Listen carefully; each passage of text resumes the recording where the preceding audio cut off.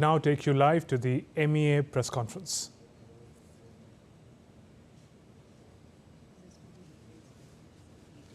And when is the third core level meeting between India and Maldives?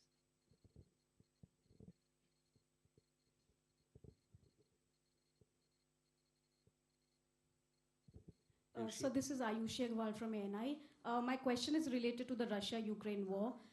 The conflict has entered its third year. How does India sees the overall situation?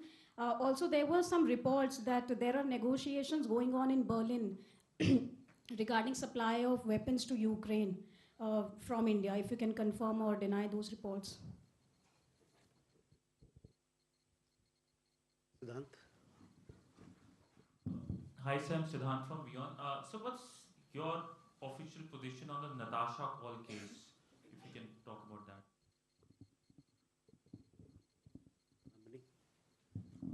Kadambini Sharma from NDTV. Sir, your statement about the Indians who had gone to Russia and stuck there fighting on the Russia-Ukraine war front, you had said that several have been discharged. So do you have a number of how many Indians are stuck there and how many have been discharged and MEA helped them coming back? Okay. Let's take more questions in the next round. So first is about Kadambini, your question regarding people stuck in Russia. We have an understanding something like 20 odd people are stuck. We are trying our level best for their early discharge. We have issued 2 statements which you saw. We've also told people not to venture in the war zone or get caught into situations which are difficult. So that is where it is. We are trying our best and we are in regular touch with Russian authorities, both here in New Delhi and also in Moscow. And we are trying to do our best. We are deeply committed for the welfare of all our Indians. Siddhant, regarding your question on Natasha call.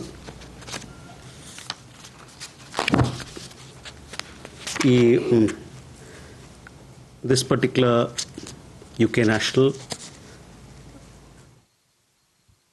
came to India on 22nd February. As you know, entry of foreign nationals into our country is a sovereign decision. I'll leave it at that.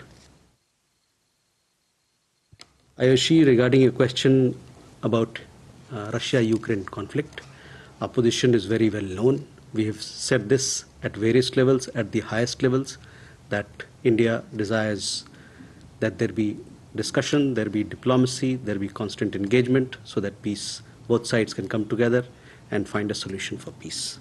So our position is maintained. That is our position.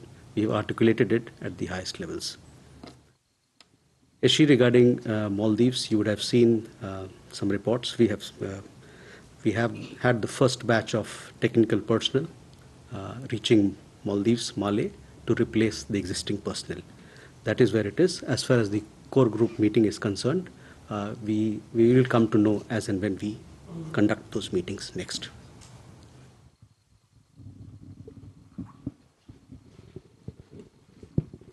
So Avinash from the Asahi Shimbun. So the foreign minister is visiting Japan and Korea next week. So if you could tell us something about the significance of his visit to Japan.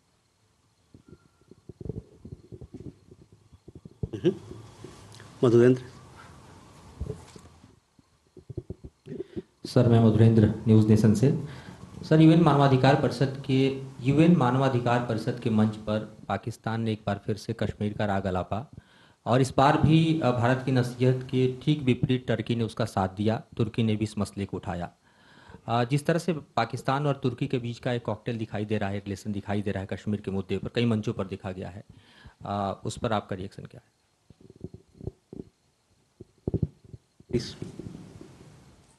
Rishabh here. So I have 2 questions. Rishabh from Times Now. So one, in continuation to what someone asked, that there was a peace talk in Albania last week. Was India part to it, and or was India invited for that talk? A, and B, the new government has taken oath in Pakistan today. Has there been any communication from Islamabad or from Delhi to Islamabad. Okay. This side, yeah. Hi, my name is Ashish from Kyodo News. The question is regarding Dr. Jaishankar's visit to Tokyo. Could you share what would be the main topics of meeting between Dr. Jaishankar and his Japanese counterpart? And Raisina Roundtable will be held in Tokyo for the first time. Could you also share the reason behind holding it in Japan?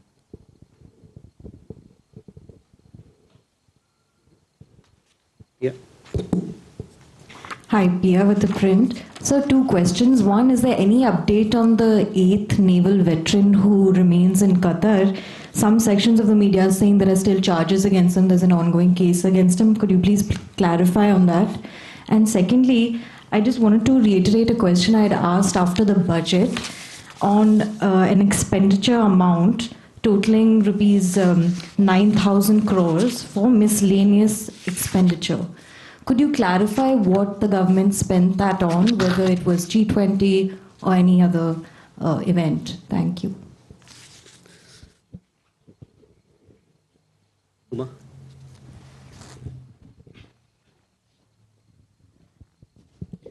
So the EM is also going to South Korea. So if you can just specify what would be the focus of discussions, and also there have been several cases of racism in South Korea against the Indian students and people staying there. If that will be on the agenda.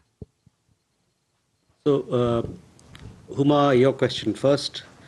External Affairs Minister is to visit Japan and South Korea from 5th to 8th of March.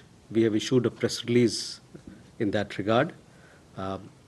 In South Korea, he will be attending the 10th Joint Commission meeting, where, of course, we have a very expansive, broad-based, multifaceted relationship with South Korea.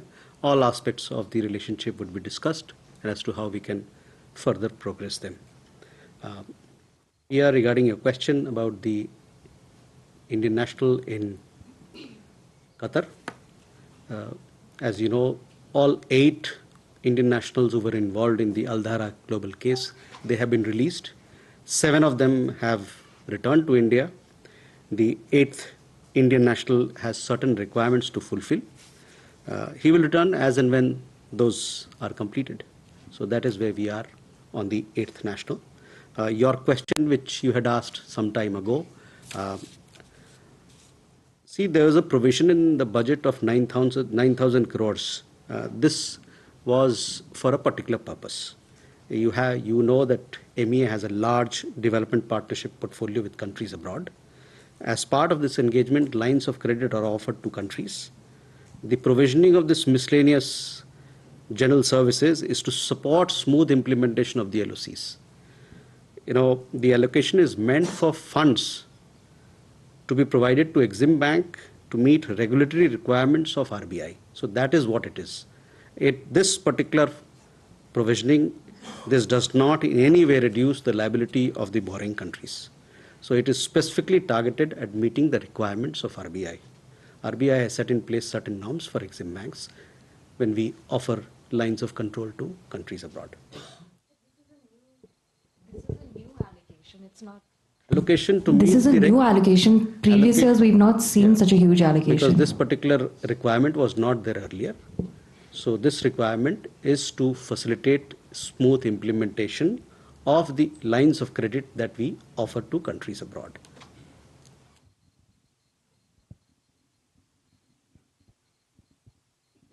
Ashish, regarding your question on, again, I would refer you to the press release that we issued. External Affairs Minister would be visiting Japan. Japan, as you know, is we have very strong ties with Japan. The foreign minister level strategic dialogue will be conducted during the visit. We have some details in the visit. If you were to follow, you will be following the visit. You will get to see more details as to what else would form part of the program. But the press release that we had issued itself has a lot of details in it. So I would refer you to that.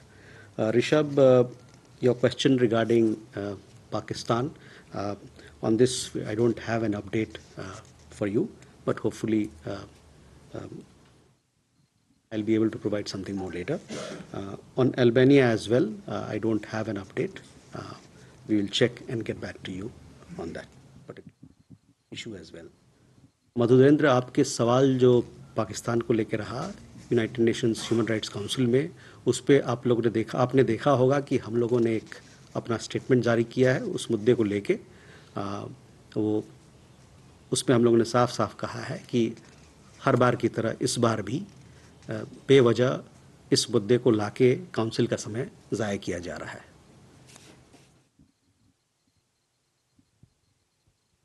Again, your question regarding Japan, I would again refer you to the press release, the detailed press release that we had issued. Please follow the visit.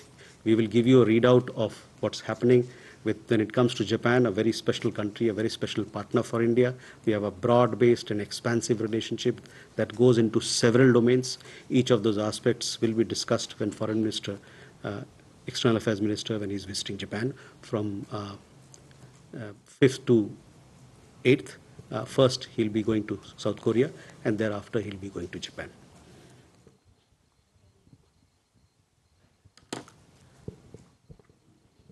Kalol and then our friend here. This is Kalol Bhattacharjee from The Hindu.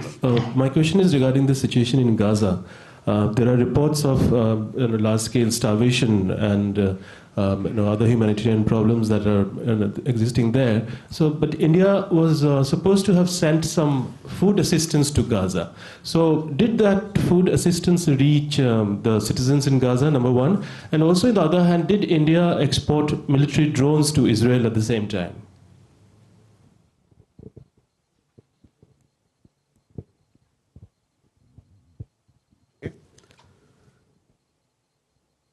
Please. Irina from TASS News Agency.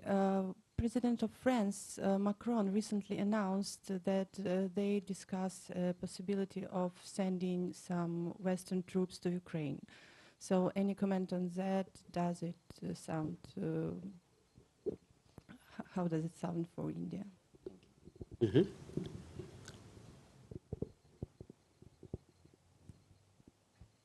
Again.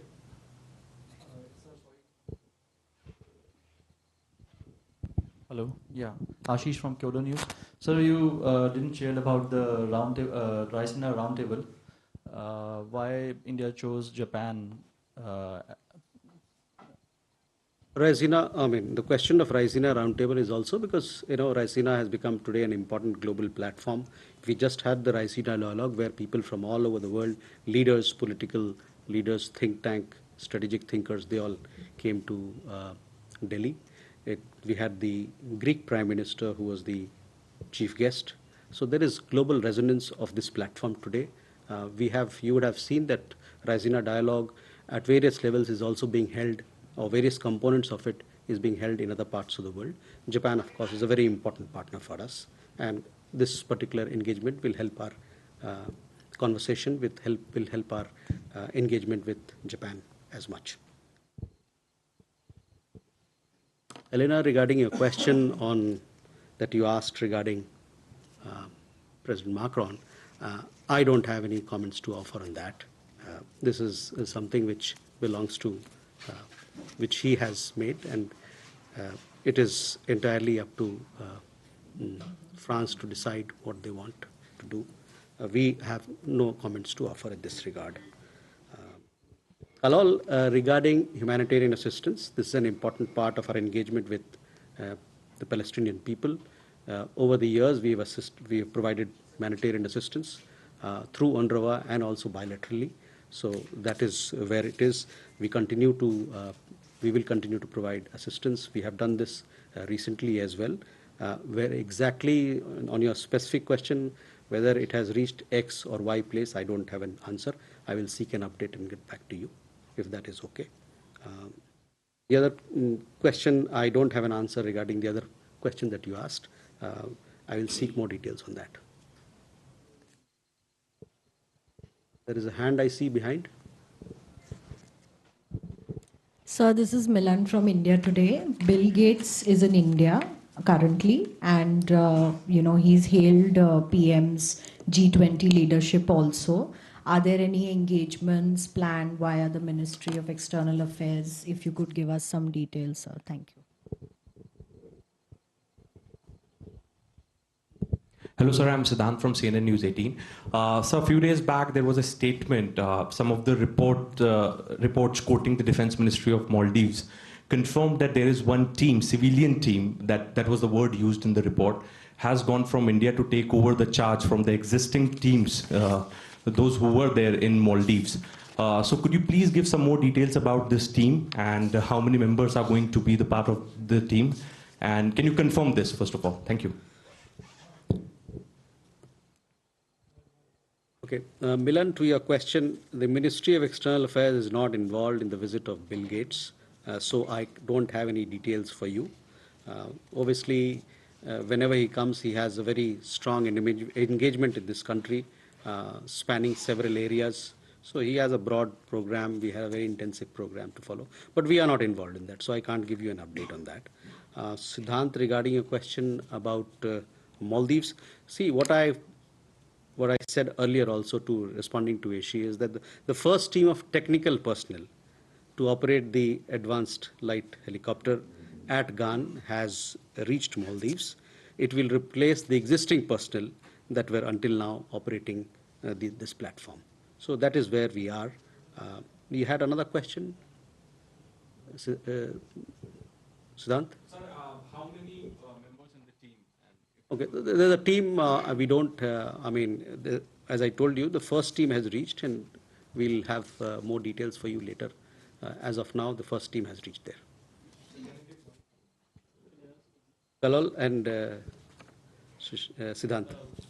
Well, the DSP of Ambala has said that he has recommended or perhaps has started the process of cancelling the passports of the protesters, the farmer protesters. So the question is, are there such laws that basically mandate you to cancel passports if people protest on the streets? So mine is a follow-up question, sir. So basically, sir, when the core group met, there was a statement which came from the Maldivian side saying that the 10th March is the first deadline, then the 10th May is the second deadline. So is this development is regarding the compliance of that particular statement of the commitment that took place between the two sides during the core group meeting? Okay, so Siddhant, your questions first. The team has reached there. Obviously, these issues are decided in mutual consultation, and that is where I will leave your question. Kalol, regarding the Ambala incident, you see, all passport or visa matters are governed by certain rules, laws, and guidelines that we have. And if there is any issue which arises on account of that, will be considered as per those laws, rules, and regulations. That is where it is. So if we don't have any more questions, then we'll close this session.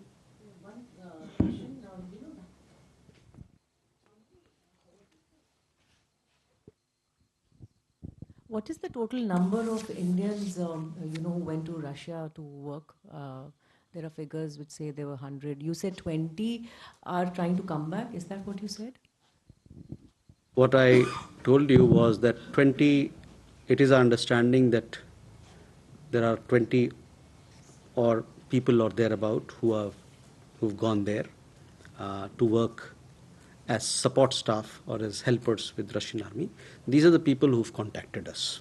And that is our understanding that this is the number that we have there. Uma?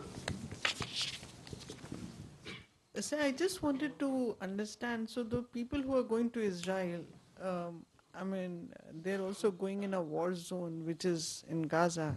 What if they're also pushed into, fighting or getting involved? Has the government of... But Huma, nobody has gone to Israel as of now. As per the intergovernmental law, there are people who may have gone there on their own accord. Even when we had the evacuation from Israel, 18,000 plus of our caregivers who are there, they stayed back. They're still there. There are a lot of people who go for business, the people who go for other activities, they go on their own accord. But in this particular case, these are 20 odd people who've contacted the embassy, and we are trying our best to get them out. we are trying to get them discharged and support them, help them. They are at various places, but the embassy is in touch with Russian authorities to get them out. Thank you very much.